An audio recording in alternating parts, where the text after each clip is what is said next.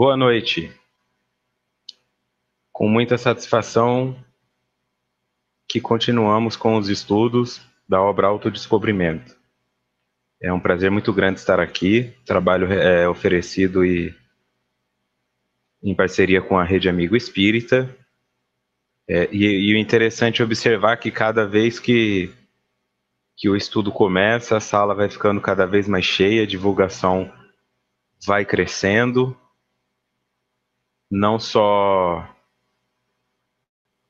dos amigos que estão aqui acompanhando presencialmente, aquelas pessoas que estão acompanhando também pelo YouTube, o meu boa noite, pela Rádio Amigo Espírita, o meu boa noite. Você que está aí ouvindo o áudio pelo SoundCloud, após a palestra também, após o estudo, o meu boa noite. Algumas pessoas diferentes, outras que estão aqui desde o começo, tá? Virgínia de Porto Alegre, Ana Carolina da Irlanda, apesar do fuso horário estar aqui acompanhando também, Tânia, o Expedito, que está sempre junto, a Janete, o Sérgio, a Silvana Rodrigues, a Meire Santos, o Sérgio Teixeira, Maura Alice, Márcia Gomes, muito obrigado a vocês todos, ao Mauro Lute também. Vão ficando nomes já conhecidos aqui por mim, e quem sabe um dia não possamos nos encontrar numa palestra ou num seminário também presencialmente. Hoje, continuando então, esse é o estudo da obra Autodescobrimento, uma busca interior, escrita por Divaldo Franco com Joana de Ângeles. É uma realização da Rede Amigo Espírita e eu sou Vitor Antenori Rossi, o expositor. O estudo de hoje será o encontro de número 10. Estamos no capítulo 1, o ser real, e no subtópico 1.3, hoje a primeira parte, problemas da evolução. Nós já encerramos complexidades da energia e interação espírito-matéria.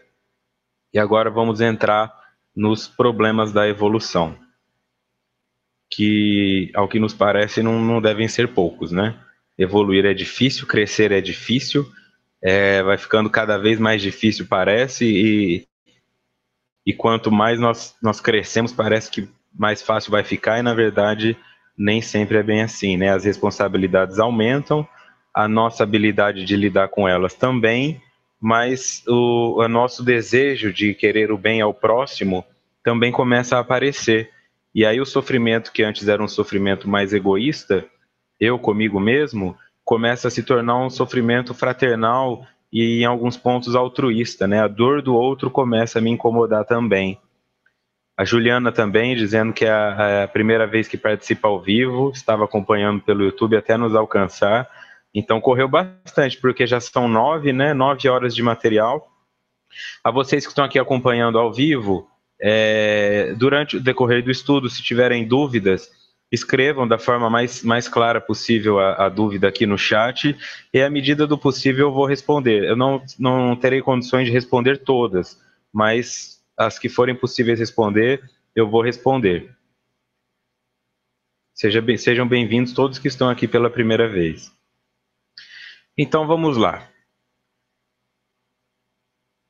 Dando continuidade, tá? Para quem está aqui pela primeira vez e ainda não foi atrás de estudar o outro material, o que estiver entre aspas e itálico é a transcrição exata do livro. E o que estiver escrito nota do expositor é algo que eu acrescentei, não necessariamente de criação minha, mas para ajudar na compreensão, mesmo que sejam outras obras espíritas.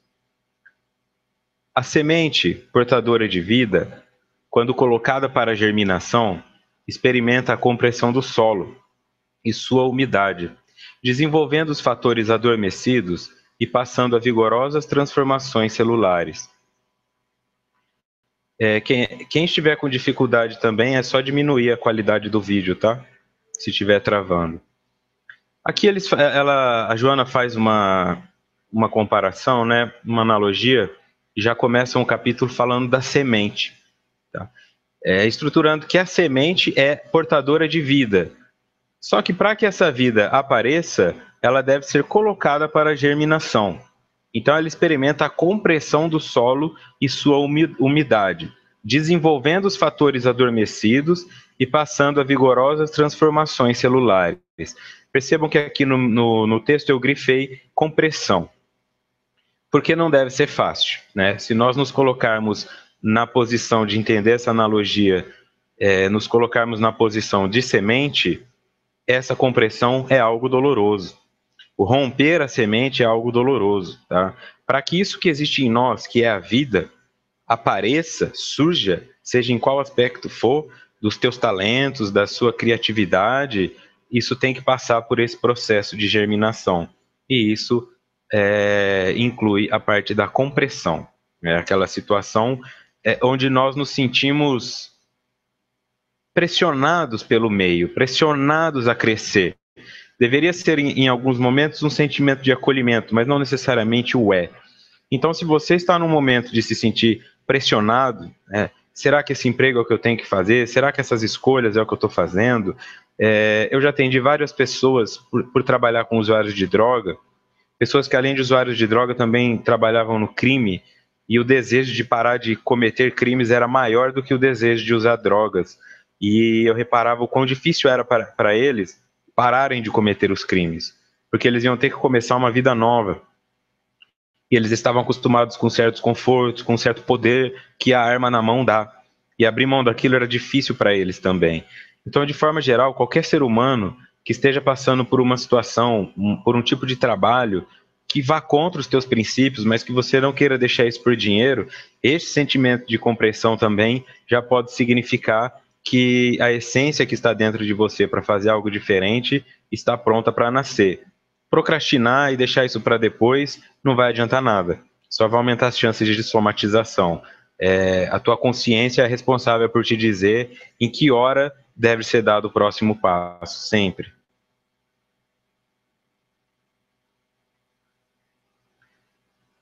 Entumece-se e, dirigida pela fatalidade biológica, desata a vida sob nova forma, convertendo-se em vegetal, para repetir-se ininterruptamente em futuras sínteses.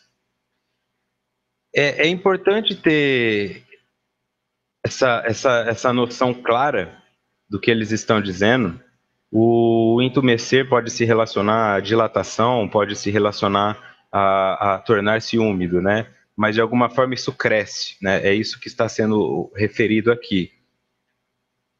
Dirigida pela fatalidade biológica, desata a vida sob nova forma. Essa fatalidade biológica, a biologia, o que diz respeito ao corpo físico, o que diz respeito à matéria, fatalmente vai por este campo.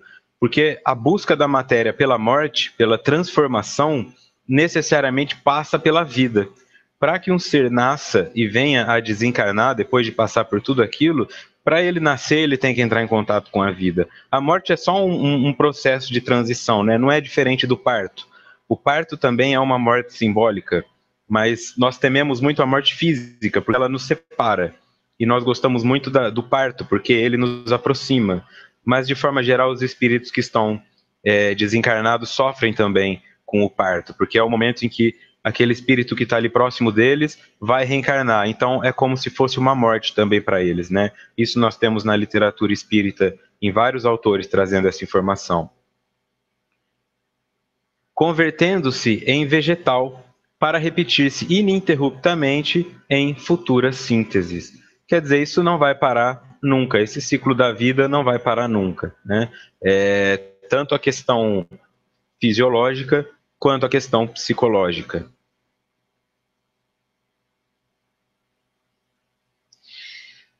No Livro dos Espíritos, aqui uma nota do expositor, eu aviso que tem uma nota para aqueles que estão ouvindo pela rádio, tá? Para vocês que estão aqui, eu sei que está claro porque está escrito, mas para o pessoal que está na rádio é bom que eles saibam, para não confundir o que é material do livro e o que é meu, ou colocado por mim.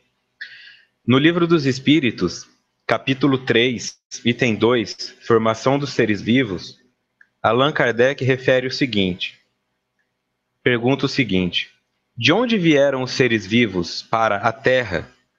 E a resposta: a Terra continha os germes que esperavam um momento favorável para desenvolver-se. Os princípios orgânicos reuniram-se desde o instante em que cessou a força de dispersão e formaram os germes de todos os seres vivos.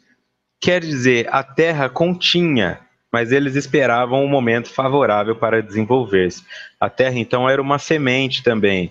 Os princípios orgânicos reuniram-se desde o instante em que cessou a força de dispersão e formaram os germes de todos os seres vivos. Estas forças de dispersão é um outro assunto, isso seria uma coisa mais aprofundada. A minha sugestão para quem quer se aprofundar nessa parte de criação da Terra é que leia a Gênese, a outra obra de Kardec. Em alguns livros ela vem como a Gênese, os milagres e as predições segundo os espiritismos. Em outros vem escrito só a Gênese, ok? Então, nessa obra, eles retratam exatamente a criação, como o universo foi criado, todo o processo de transformação. Isso vai esclarecer para quem tiver alguma dúvida nesse sentido. O importante desse slide aqui é notar que mesmo a Terra, dentro que nos acolhe, que nos abriga, dentro do universo também é apenas mais uma semente dando seus frutos. E essa noção de que somos apenas nós que estamos habitando o universo é uma noção egocêntrica, é uma noção errônea, justamente por esse motivo. Porque a Terra também é só mais uma semente nesse imenso campo. Isso, quando eu falei da reencarnação, da dificuldade da reencarnação, a Silvana trouxe uma obra óbvia, né? Assim, que às vezes até escapa. O Nosso Lar tem claro isso, né? Como eles sofrem quando a matriarca precisa voltar, né? Uma pessoa muito querida que acaba precisando voltar, e eles enxergam aquilo também como se fosse uma morte. Voltando ao livro, a criatura humana, de alguma forma fadada à perpetuação da espécie e à sua planificação, encarna-se, reencarna-se, repetindo as façanhas existenciais até atingir o clímax que a aguarda. A criatura humana, de alguma forma fadada à perpetuação da espécie e à sua planificação. No que diz respeito à perpetuação da espécie, nós precisamos entender também que isso é um gesto bonito, isso é um gesto escolhido por muitos seres humanos, mas que a nossa fisiologia premia isso, né? A relação sexual é uma relação prazerosa. Ela libera endorfinas e ela libera hormônios, ela libera coisas que nos fazem sentir prazer, um prazer que muitas vezes não é alcançado com mais nada. Alguns conseguem alcançar um prazer similar fazendo uso de drogas. Mas a questão é levar só essa reflexão. Por que a fisiologia humana precisa que o método reprodutivo seja tão prazeroso? Será que se isso não fosse algo prazeroso, as pessoas buscariam tanto? Porque aí já não existiriam, por exemplo, as gravidezes indesejadas.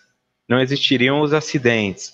Não existiriam coisas desse tipo. Seriam apenas os nascimentos planejados. Com certeza, isso assim é uma constatação, né? A Terra não teria os 7 bilhões de habitantes que tem. Então, eu acredito que à medida que nós formos evoluindo, essa necessidade de nos oferecer um prêmio em troca da perpetuação da espécie venha a desaparecer, né? E nós entendamos que nós estamos aqui também para trazer um outro espírito, para que ele também tenha o espaço dele e a parte da sexualidade vá ficando em segundo plano.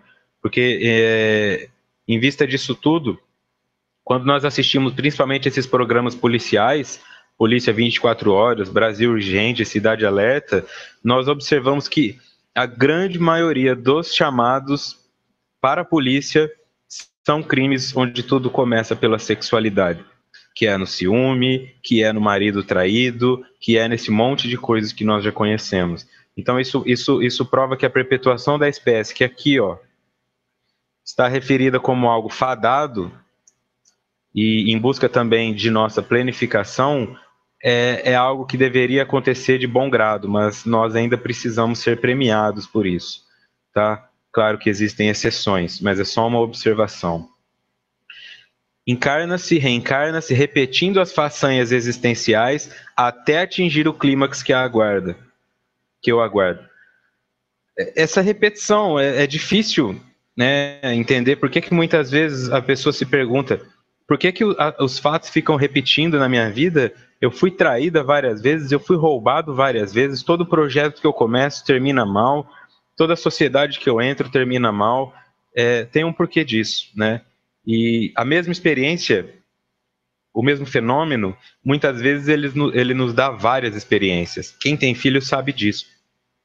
Você tem um filho, morre de medo do primeiro, né? Não vai dar conta, não vai dar conta. Aí viu que deu conta, ele tá lá com 1 ano e meio, 2 anos, você fala, pronto, já dá para ter o segundo, porque agora eu dou conta. E aí, às vezes, do segundo não dá, porque algumas coisas mudam.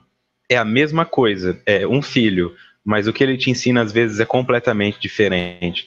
O que você aprendeu com um, talvez já não sirva para o outro, né? Então, de forma geral, quando nós vamos repetindo essas experiências, das duas, uma. Ou eu não estou entendendo o que aquela mensagem quer me passar e preciso ficar repetindo, ou existem outras mensagens, além das que eu já aprendi, que eu preciso absorver. E por que eu estou dizendo isso? Porque quando você passa por uma experiência e ultrapassa ela de forma positiva, você torna-se arrogante na maioria dos casos, né? O ser humano, nós nos tornamos arrogantes no sentido que, peraí que eu sei, eu dou conta de fazer isso. E na verdade não. O ideal seria que toda vez que uma experiência se apresenta para você, você a veja como se fosse a primeira vez. Porque o que você conhece, você já conhece. Você não precisa se preocupar em conhecer aquilo. Mas se você também ficar naquela segurança, você acaba se perdendo. E tem uma frase clichê que ilustra muito bem o que significa essa incapacidade de aprender novamente coisas novas com as coisas velhas. Só morre afogado quem sabe nadar. Quem não sabe nadar não chega nem perto da água. Tá? Então, o indivíduo, quando pensa que sabe lidar com uma situação, é aí que mora o perigo. Porque ele está desprovido de suas defesas e vai de peito aberto. E aí um novo ataque pode acontecer. A humildade é a chave para isso tudo. Enxergar toda a situação como se fosse a primeira. E em dado momento elas não serão mais necessárias de serem repetidas.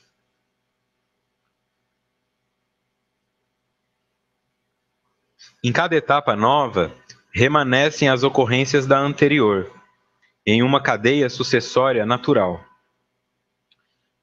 Cada etapa nova, remanescem as ocorrências da anterior. Portanto, aquilo que você aprendeu serve como bagagem, em uma cadeia sucessória natural. Se você souber fazer essa leitura de ir aproveitando para crescer, fica mais fácil e cada vez mais sólido. E existe também o oposto. Aqueles indivíduos que se abstêm do aprendizado. É uma pessoa que fala assim, eu não vejo a hora de me formar, e aí eu não vou mais, eu vou sair de casa, meus pais nunca mais vão falar comigo, eu vou embora dessa cidade que eu odeio, e vou ganhar minha vida em outra cidade. Esse é um indivíduo que não está fazendo bom uso da sua experiência. O passado são as raízes, e raiz sem árvore não sobrevive. É importante, então, que eu tenha em mente que eu preciso do meu passado para que eu diminua o sofrimento das experiências que venham, mas eu também não posso usá-lo como um escudo com relação a elas. Essa é a diferença. Eu tenho que estar preparado para coisas novas. Eu tenho que usar o meu passado para passar essa experiência e respeitá-lo sempre. Eu sempre coloco isso para os meus clientes. Quando você diz que na sua adolescência você agiu de forma errada, ou alguns usam até termos mais pesados, como na minha adolescência eu fui um idiota, você está olhando para o seu adolescente e dizendo para ele que ele é um idiota.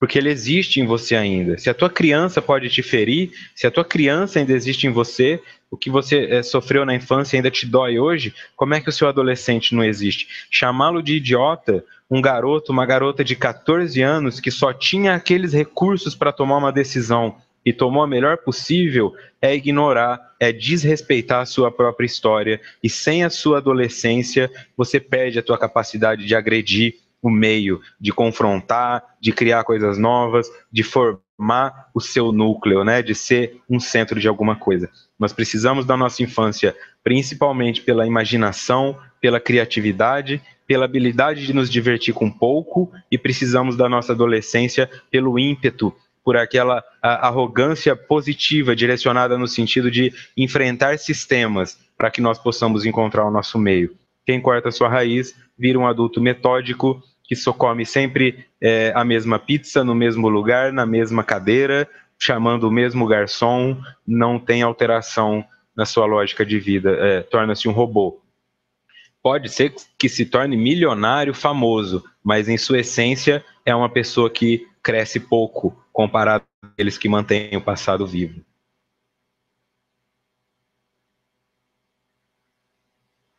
A Juliana Alves, retornando aqui, coloca uma pergunta. Como a gestante, parturiente ou puérpera pode auxiliar o espírito reencarnante neste processo doloroso de renascimento no corpo físico? Juliana, um primeiro passo é algo que eu coloquei no seminário que eu apresentei esse fim de semana em Rio das Ostras, que está na Rede Amigo Espírita. Parto normal é o primeiro passo.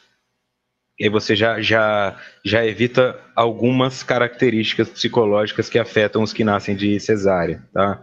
Uma insegurança maior do que aqueles que nascem de parto normal. Durante o processo de gestação, conversar com aquele espírito, não no sentido linguístico da coisa, mas na emanação de amor, na emanação de mostrar para ele, pelo tom de voz, pela vibração que emite, que ele está seguro. E o Evangelho no lar. O Evangelho no lar é algo extremamente importante, porque você vai permitindo que ele receba alguns passes, que ele receba algumas influências positivas que você talvez não consiga fazer sozinha. Agora, quando ele chegar aqui, tem aquele desespero, só que ao mesmo tempo o esquecimento. Então, a partir do nascimento, se ele já tem a sua voz, a voz do pai, como duas vozes positivas que lhe dão segurança e o acolhem de forma positiva, ele já vai ter um passinho um pouco melhor, né? Uma segurança um pouco melhor com relação àqueles que não tiveram isso. E aqui, voltando o expedito, antes de prosseguir, pergunta com relação à sexualidade que foi tratada. Vitor, a sexualidade reprimida pelas sociedades como um todo, inclusive as religiões oriundas do judaísmo, não seria um entrave para lidar melhor com a sexualidade? Expedito. Deixa eu voltar aqui porque ficou sobreposto. Sim. A religião tenta trazer o conceito de importância do que é a sexualidade. E aquelas regiões que são baseadas no Velho Testamento, que não reconhecem a vinda de Cristo como Messias, elas são religiões que se baseiam principalmente no livro Levítico, que é um dos livros de Moisés. Moisés também escreveu 5 livros, assim como Kardec.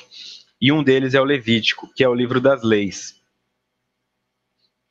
Nesse livro das leis estão leis que para aquela época deveriam funcionar, mas que para hoje elas são machistas, elas são homofóbicas e elas entendem até a sexualidade própria, no caso a masturbação, como um pecado que te afasta de Deus. Então, essas religiões condenam isso, mas elas tomam como base o Velho Testamento. Então, não é que haja uma ignorância com relação à aplicação da lei de Deus. Eles apenas ignoram o Novo Testamento. E ao ignorar o Novo Testamento, eles têm que ficar com aquilo que lhes é dado, que é o Velho Testamento. E, portanto, não é errado o que eles estão fazendo nesse sentido, porque eles seguem realmente o que está escrito lá. Só que isso acaba gerando esta repressão sexual, essa energia sexual reprimida, se não sublimada, ou seja, transformada em algo criativo, leva o indivíduo a heteroagressão, leva a comportamentos de risco e tudo isso que nós observamos por aí. Mas não é uma culpa só da religião, é a moralidade de forma geral.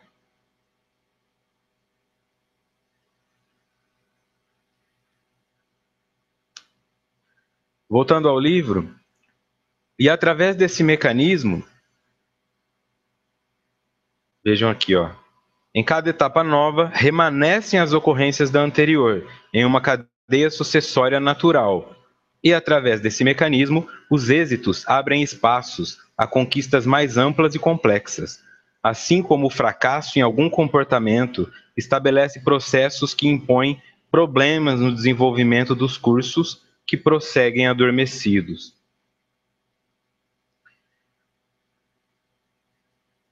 Os êxitos, ou seja, os sucessos abrem espaços a conquistas mais amplas e complexas.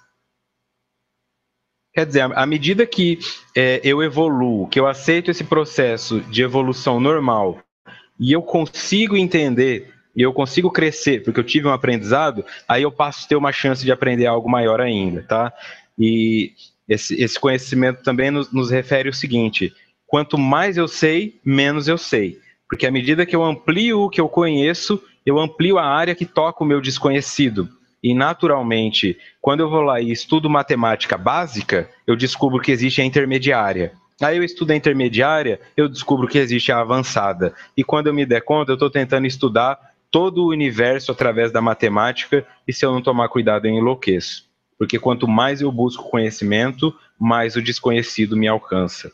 Então, naturalmente, se eu consigo êxito em alguma coisa, isso abre espaço para que eu consiga êxito em outras. Só que agora são coisas mais amplas e complexas. Assim como o fracasso em algum comportamento estabelece processos que impõem problemas no desenvolvimento dos cursos que prosseguem adormecidos. Então, o que eu entendo aqui?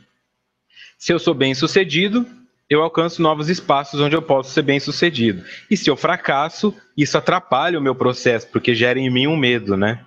Então eu falo, eu tentei, fracassei, não vou tentar de novo, que é um outro erro. É justamente por ter fracassado que você vai tentar de novo. Porque o que você enxerga como fracasso é o teu orgulho dizendo. A humildade diz que aquilo foi um aprendizado. Não existe fracasso. O único fracasso para o indivíduo é ficar parado.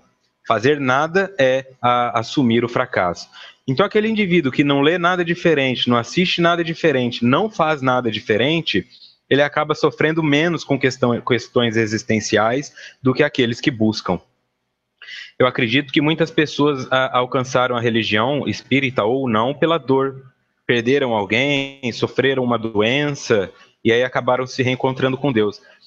Tinham uma dor que era aquela doença, aí foram buscar respostas, acharam, nossa, o Espiritismo respondeu, vou ler os 5 livros de Kardec, ou então vou ler Violetas na Janela, vou ler Nosso Lar, e depois que você acabar de ler, você descobre que você não sabia nada. E aí você passa a ter uma dor maior ainda. Nossa, eu preciso ler mais, eu preciso ler mais, eu preciso ler mais. E essa angústia é uma angústia positiva, porque é a angústia do crescimento. Aquele indivíduo que vive na zona de conforto não sabe o que é isso. Aí, muito bom, né? Os comentários aqui no chat, os companheiros vão se ajudando aqui, trocando experiências, já que eu não fui e não vou ser gestante, né? Então, para vocês, espíritos femininos que podem se dar a esse luxo.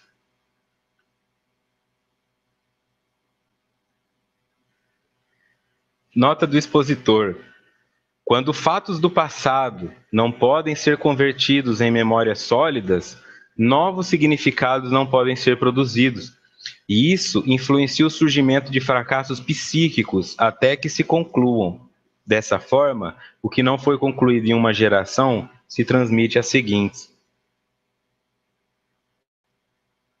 Então, aquela situação que aconteceu no passado, aqui quando se refere a não podem ser convertidos em memórias sólidas, novos significados não podem ser produzidos.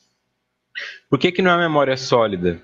Ela acaba se tornando uma memória flutuante. Quando acontece um trauma na vida do indivíduo, de agressividade, que ele começa a fazer aquilo com as pessoas próximas a ele, e você vai perguntar, mas por que você agride a sua esposa? Por que você grita com ela? Por que você xinga o seu marido? Por que você briga com seus filhos?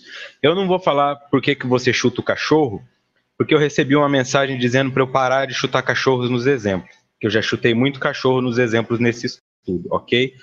Então eu vou procurar algum outro animalzinho de estimação para esse rapaz que chega em casa nervoso descontar a sua agressividade, ok? Então os cachorros vão ser poupados nos próximos estudos.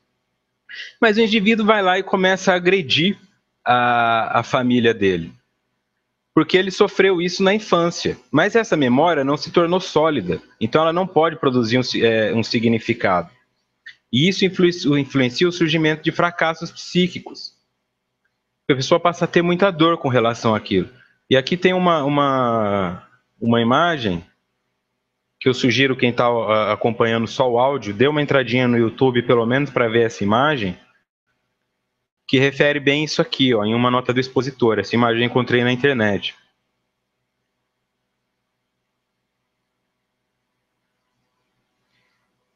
A criança está ali prestes a apanhar do pai porque derramou leite. Esta criança se torna um adolescente que olha para essa infância com raiva, com desprezo. Que se este adolescente se transforma em um adulto jovem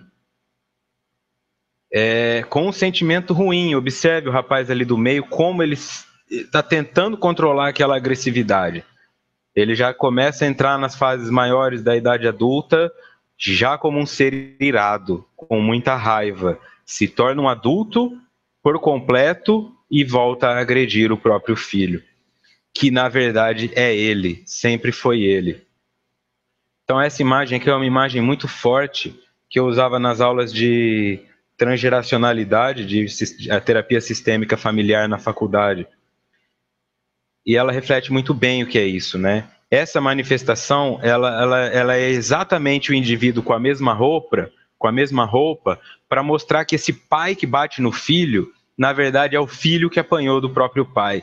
E este ciclo nunca termina até que alguém tenha a coragem de fazer o sacrifício. Isso é o cristianismo aplicado. Fazer o sacrifício implica não ter que seguir o padrão familiar para que a sua família possa se libertar de um padrão negativo. Isso implica, todos da minha família são bandidos, todos usam droga, todas as mulheres eram caseiras, você não precisa ser só porque sua mãe foi. Você não precisa sofrer só porque sua mãe sofreu. Você tem o direito de ter os seus próprios sofrimentos e ter as suas próprias alegrias. E para isso você tem que ter uma coragem de se desprender do passado, transformando ele em memória sólida através da elaboração psíquica. A Tânia Galvão comenta o seguinte: Vitor, isso pode ser visto por indivíduos que tentam várias coisas e não conseguem concluir? É uma espécie de dormência e medo de não dar certo novamente? Aqui ela está referindo aquele medo após fracassar. E, somado a isso, tem a Ana Carolina também, perguntando: como se faz para quebrar esta sequência de agressão? Porque ambas acabam trazendo para o mesmo ponto.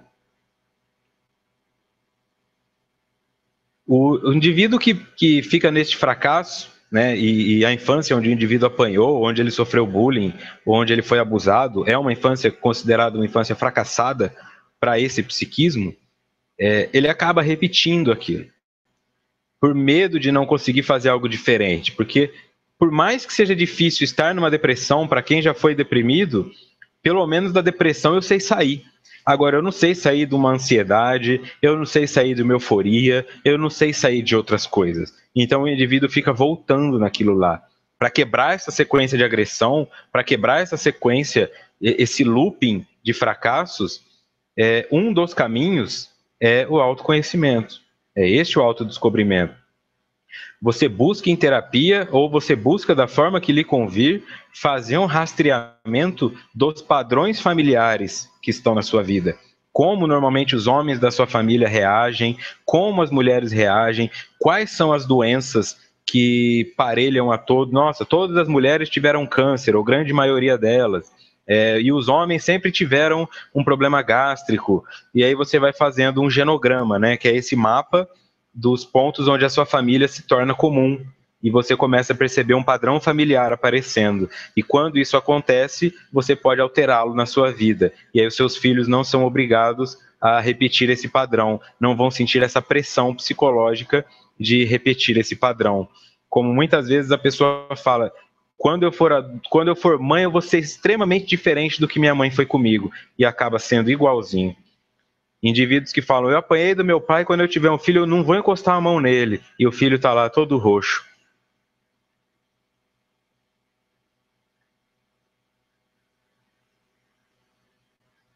Continuando, esmagada pelas evocações inconscientes do agravamento da experiência, ou sem elas, a criatura caracteriza-se psicologicamente por atitudes de ser fraco ou forte, segundo James. Essa citação de Joana está lá no fim.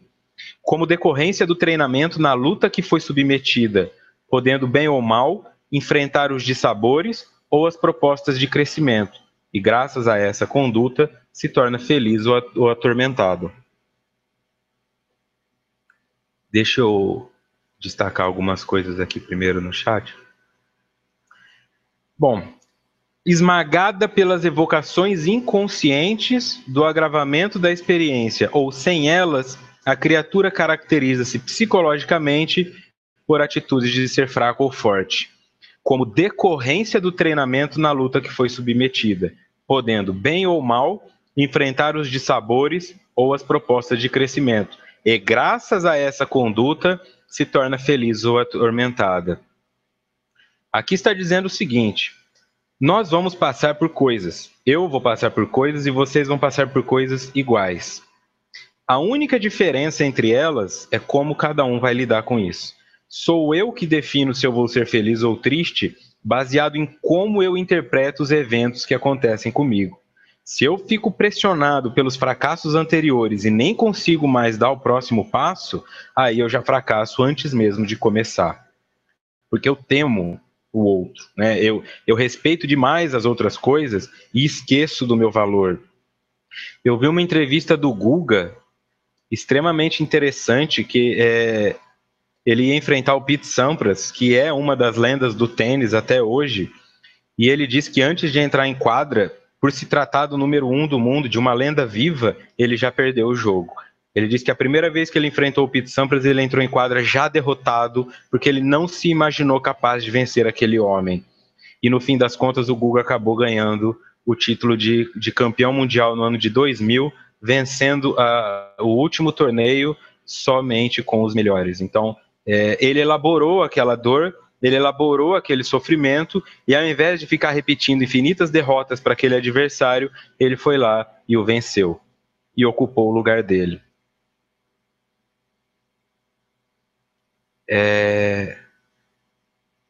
Aqui tem também uma outra participação.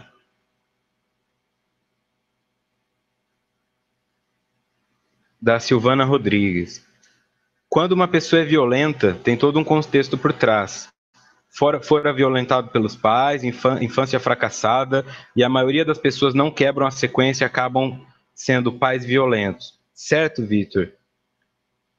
Olha, eu gostaria de te dizer, eu gostaria de te dizer que apenas sim, mas eu já tive experiências de um indivíduo que disse que nunca a mãe dele encostou nele. O pai dele, menos ainda. Ele era criado como filho preferido e espancou os filhos na infância inteira.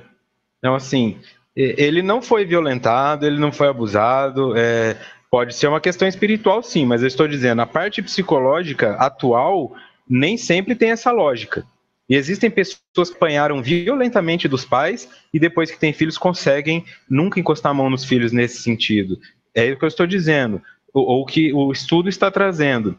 Tudo diz respeito de como eu elaboro o sofrimento ao qual eu fui submetido. Se eu enxergo isso como aprendizado, se eu enxergo isso como injustiça. Se eu enxergo como injustiça, aí eu começo a repetir. Ah, todo mundo rouba, eu vou roubar também. Eu apanhei, agora vocês vão apanhar também. E fica sempre esse processo infinito de repetição de padrão familiar, sem que haja elaboração e crescimento.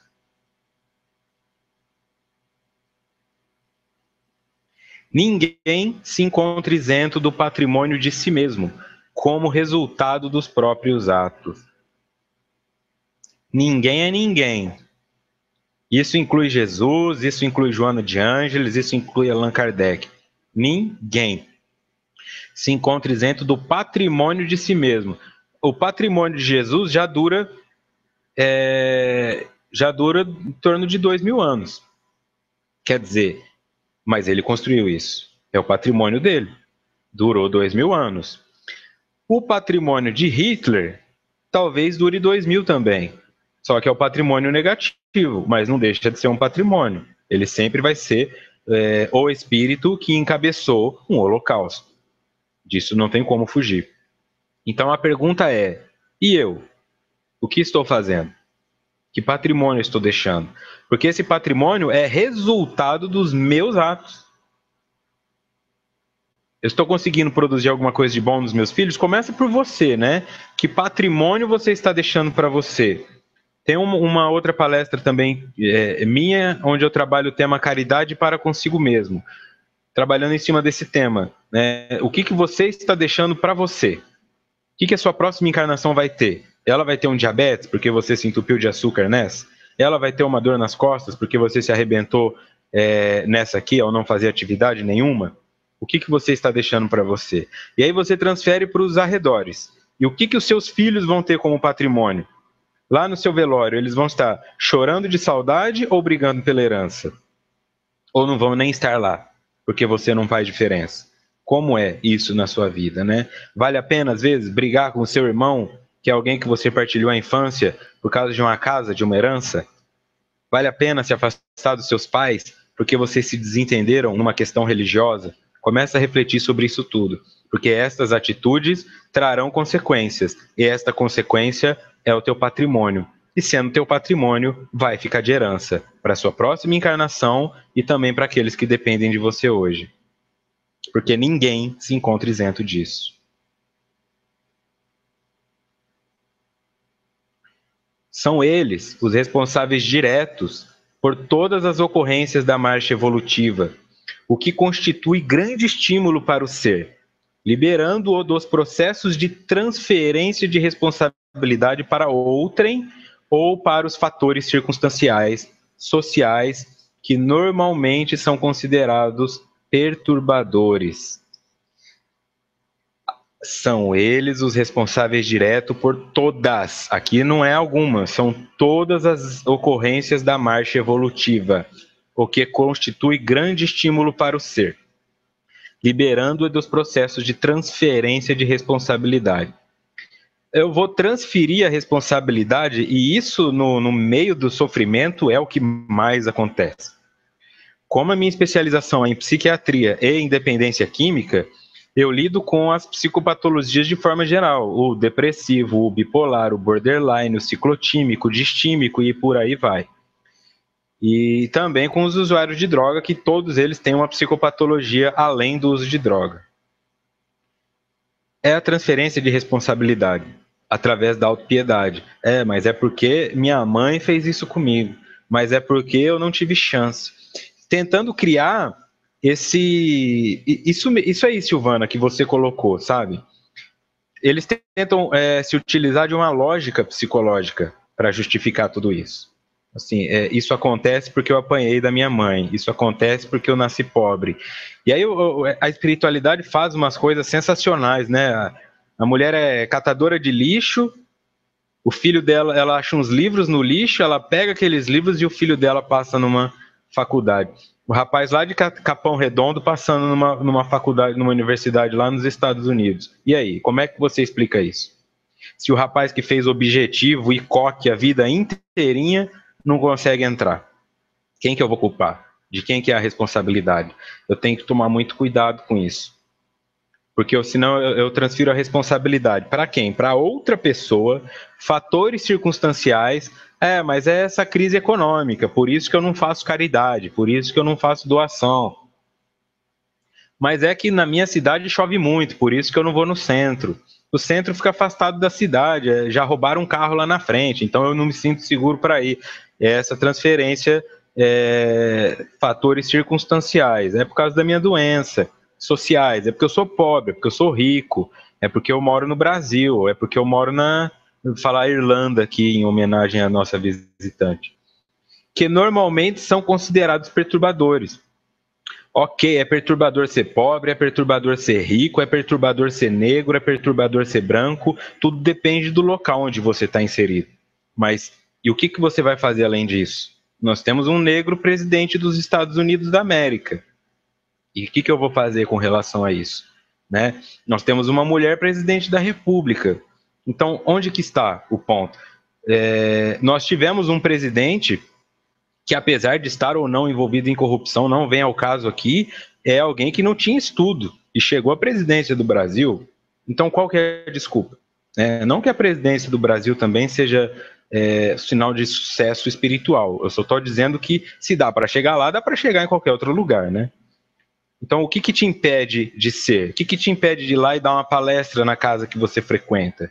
O que, que te espera de ir lá picar cenoura para ajudar a fazer a sopa? Ficar olhando as crianças? É porque as crianças são pobres e algumas têm piolho? O que, que te impede de vir fazer o que você veio fazer aqui? Estes são os questionamentos que eu sugiro nós façamos para nós mesmos, né?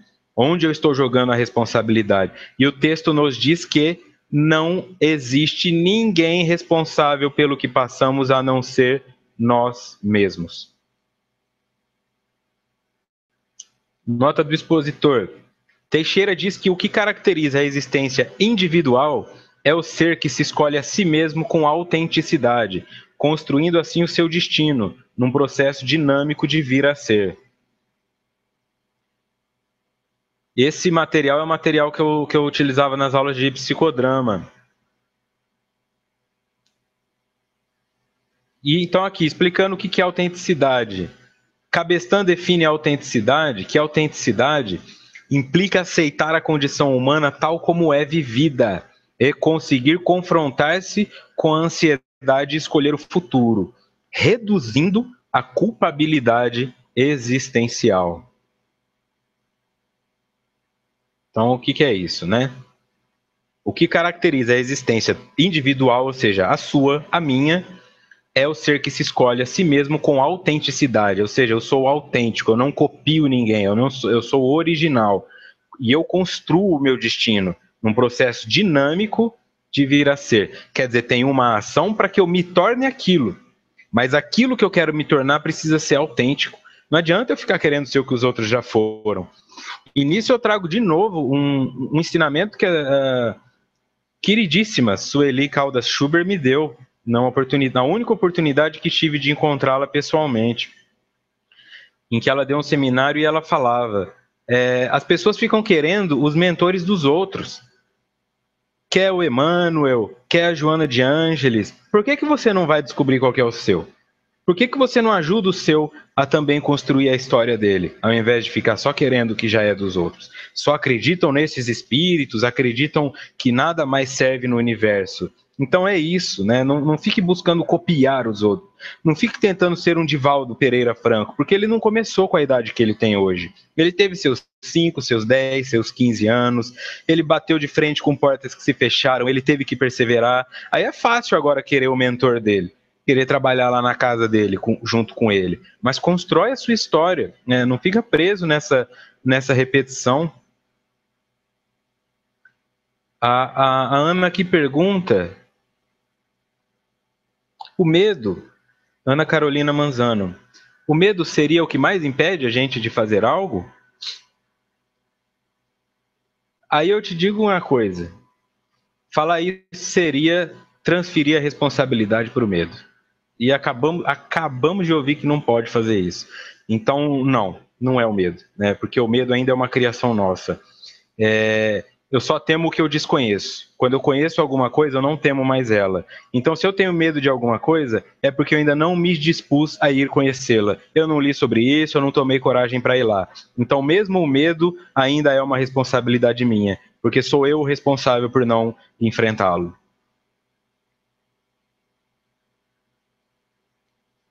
E aí o Cabestan, então, complementa isto, que ser autêntico, então, é aceitar a condição humana. Aceita que você não vai ser perfeito, aceita que você também não vai ser a pior pessoa do mundo, que você é um humano e que vai ter que cometer erros para chegar no topo. E mais erros ainda para se manter lá. Aceitar a condição humana tal como é vivida e conseguir confrontar-se com a ansiedade e escolher o futuro, reduzindo a culpabilidade existencial. Porque aí quando chegar lá na frente e der errado, entre aspas, você vai falar, não, tudo bem, mas eu escolhi conscientemente este caminho. Não é que deu errado. E eu sempre friso isso para pessoas que falam, eu fiquei casado 5 anos e não deu certo. Deu certo por 5 anos. Quantas coisas na tua vida você fez por 5 anos? Você acha que ficar casado por 5 anos foi errado? Não foi. Teu casamento não fracassou. Teu casamento durou 5 anos e terminou. Apenas isso, tá? Então, este sentimento de que eu tenho que morrer com as coisas para que elas tenham dado certo é uma ilusão. As coisas dão certo, seja por um dia ou pela vida inteira, mas tudo tem um ciclo. E eu devo ficar tranquilo com relação a isso.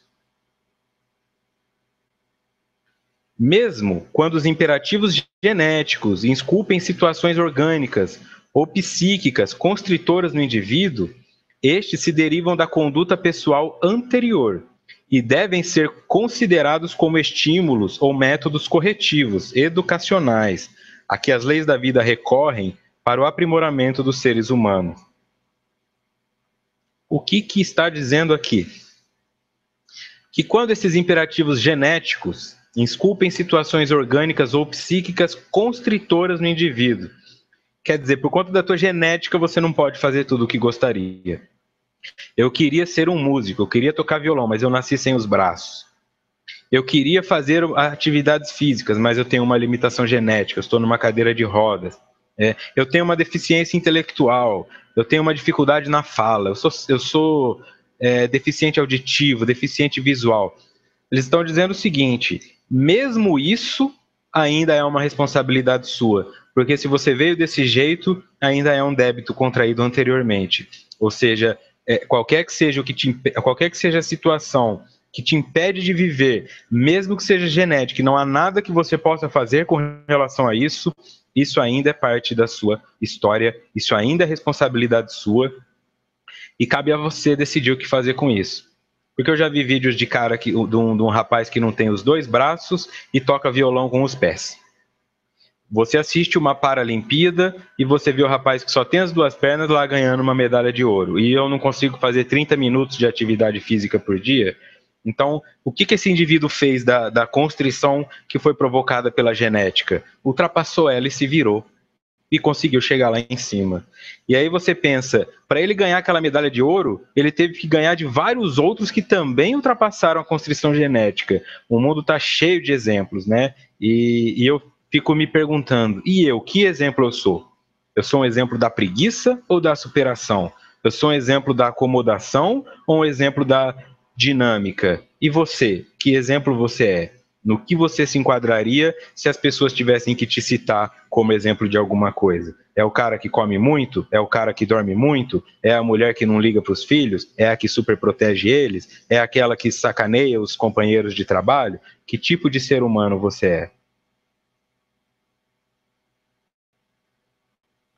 Com relação a isso tudo, estas dores devem ser consideradas aqui no texto como estímulos. Vai lá e ultrapassa isso. Tá bom, tá doendo, tá difícil, mas você contraiu esse débito. Agora se motiva para não ter que voltar assim na próxima.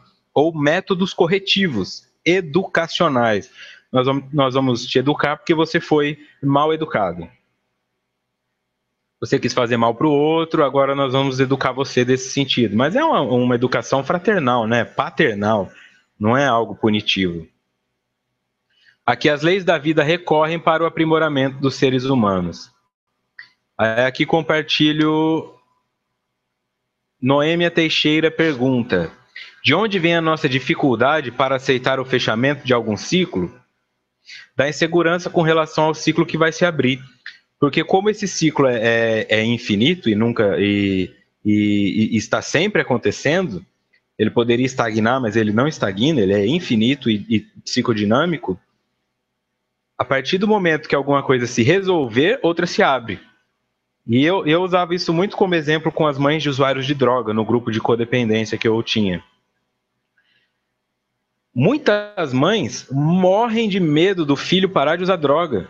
Porque se o filho parar de usar droga, ela não tem mais sentido na vida. Ela vive em função do filho usar droga. Ela usa isso na autopiedade. Eu sofro, eu queria ir para a igreja, mas eu não consigo. Meu filho isso, meu filho aquilo.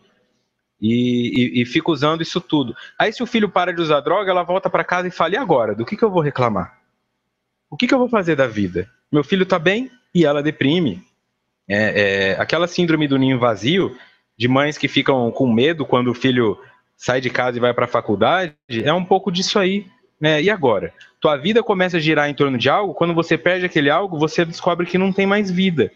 Então, um ciclo, por mais doloroso que seja, ele te dá uma segurança, porque ele está ali, você está viva nesse ciclo, mas você não sabe se vai estar no próximo. Então, para a pessoa encerrar um ciclo, ela tem que estar muito segura de abrir mão do controle, porque ela não sabe o que virá depois disso. E esse medo, essa neurose de controle, acaba sendo usado como uma desculpa, como uma fuga para o indivíduo não enfrentar o novo.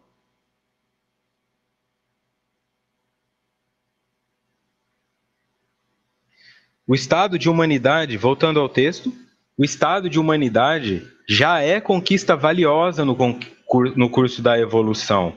No entanto, é o passo inicial de nova ordem de valores, aguardando os estímulos para desdobrá-los todos, que jazem adormecidos. Deus em nós, para a aquisição da angelitude.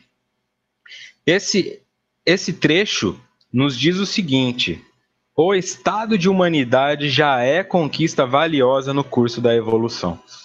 Você pode dizer assim, eu sou o pior ser humano que existe, só que antes de ser ser humano você foi outra coisa. Tá? Você esteve ali no campo dos elementais, você esteve no campo animal, você esteve no campo vegetal, você esteve no campo da energia, do princípio vital apenas. Se você conseguiu chegar a ser um ser humano, isso já é um avanço. E por nós estarmos no ano 2000, tecnicamente no ano 2000, de um planeta com uma tecnologia relativamente avançada, isso se nós formos nos comparar com os nossos próprios povos antigos e com os aborígenes, então, quer dizer, dá para estar muito abaixo do que nós estamos. Estar aqui já não é para qualquer um. Por mais que você olhe para o indivíduo e fale, esse indivíduo é um hediondo, esse indivíduo é um criminoso, ele ainda assim tem um mérito, porque ele se tornou humano. E está no planeta Terra, que não é um planeta primitivo, não é mais um planeta de provas e expiações e já está na transição para um planeta de regeneração. Isso não é pouca coisa.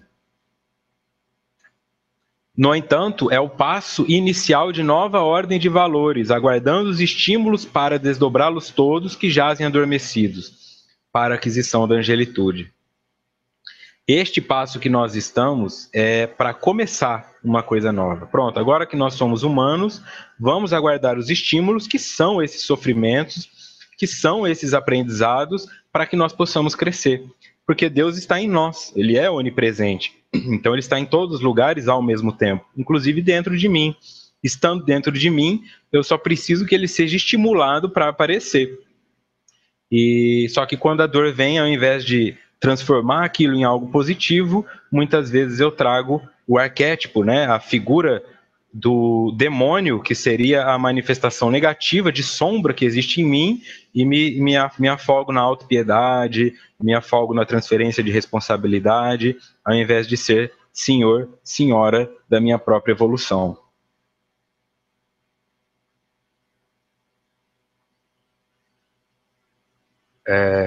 Deixa eu ver aqui, acho que repetiu. Não, ele travou só. É, bom, aqui eu trouxe as referências, ok? Está no material. Quem tiver interesse nesse material pode procurar lá na minha página. Aqui a referência citada por Joana de Ângeles na obra. O James que ela falou é William James, que nasceu em 1842 e morreu em 1910. Psicólogo e filósofo americano que escreveu livros influentes sobre a jovem ciência da psicologia e sobre a filosofia do pragmatismo. Porque ele desencarnou quando a psicologia estava começando ainda, né? Quando a psicanálise estava estourando ali na Europa, principalmente com Freud. Então é aí que ele já estava no fim da sua existência.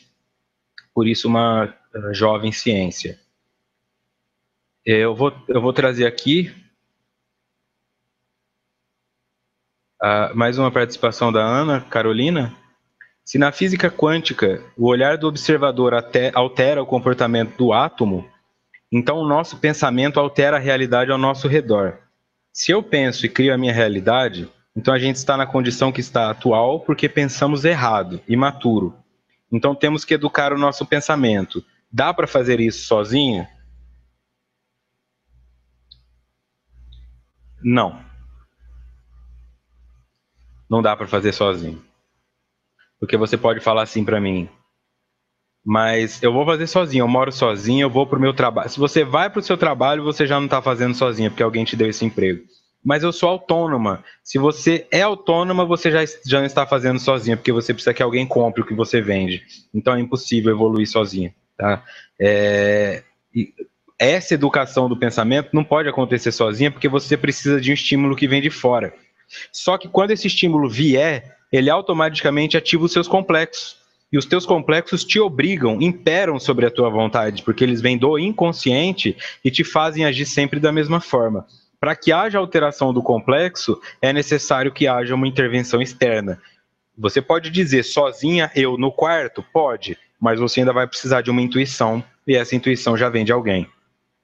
Quando você... Por isso que o processo de buscar terapia é importante. Quando eu falo terapia, não é só ir no psicólogo, ir na psicóloga. É fazer qualquer coisa que te altere o momento. Você ir assistir uma palestra, mas estudar aquela palestra. Não ficar lá sentado pensando, mas esse palestrante é pior que o da semana passada. Esse aí, a voz dele é muito alta. Não, estude as coisas. Não leia 50 livros espíritas como se fossem apenas romances. Estude cada um deles. Aí você pode conseguir fazer isso teoricamente sozinha, mas você ainda vai estar lendo um livro que alguém escreveu. Portanto, essa pessoa já influencia na sua mudança. O processo de terapia torna isso mais fácil, porque o terapeuta é alguém neutro para enxergar o teu complexo funcionando. Se a tua filha aponta alguma coisa, você já se defende. Mas você é nova, você não tem nada para me ensinar. Ou, filha, ou se tua mãe aponta. Quando é um indivíduo neutro, onde tem uma relação profissional, portanto, o ganho dele é o dinheiro que você paga do honorário, ele não precisa de mais nada com relação a você, ele te dá exatamente o que ele está enxergando. Isso aqui é um comportamento infantil, isso aqui provavelmente você está repetindo algo da sua infância, toda vez que você é estimulada nesse sentido, você age agressivamente, e aí a pessoa começa a enxergar, mas a mudança é feita por ela. Essa sim só é feita sozinha. A coleta das informações e a absorção do meio é necessário que exista o outro, mas a mudança só vai acontecer quando a pessoa der o próprio passo. Ok?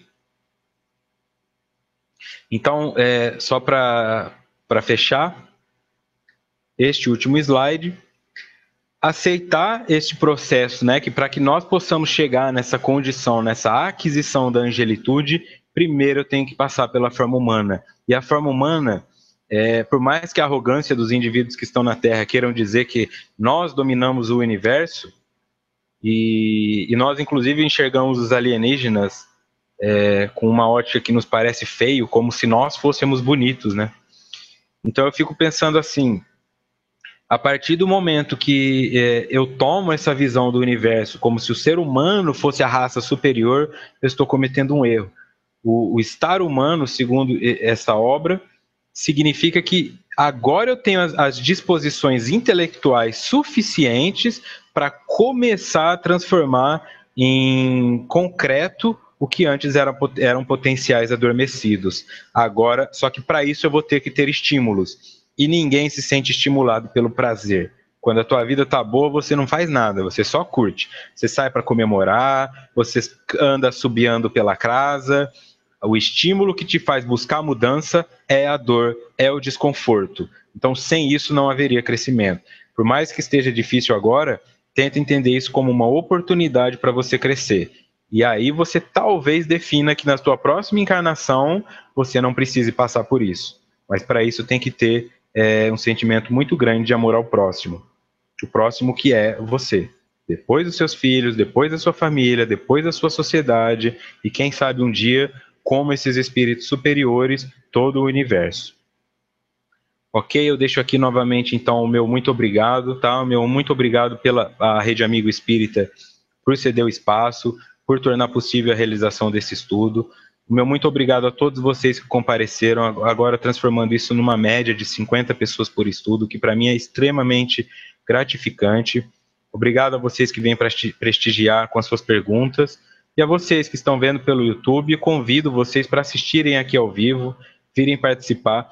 Não são só as perguntas que eu respondo que são importantes. No chat tem muita troca também de conhecimento.